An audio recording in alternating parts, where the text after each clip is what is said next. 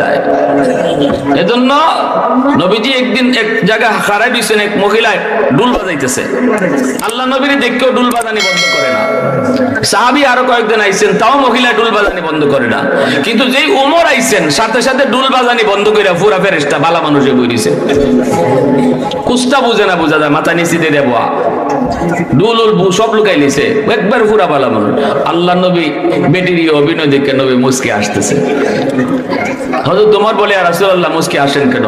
নবী বলতেছে মুস্কি আসতেছি এই ব্যক্তি আমারে দিকে ডুল বাজানি বন্ধ করে না, তোমারে দিকে সাথে সাথে বন্ধ করে বালা মানুষ হয়ে গেছে। হযরত তোমার মহিলার দিকে চোখ লাল করে তাকাইছেন, খালি কইবেন কোনটা, এই বেটি কিতা তুই কিতা আমারে বড় দেখছো, নবীর সামনে তো আমি উমর তেজপাতাও না ফিফরাও না, তুই নবীর দিকে ডুল বাজানি বন্ধ করলে না, আর আমি উমরের দিকে ডুল বাজানি বন্ধ করে দিয়েছ। এই কথাটা খালি তাই কইবা চোখ লাল কইরা, নবী কই উমর রাখো, কুস্তা কইও।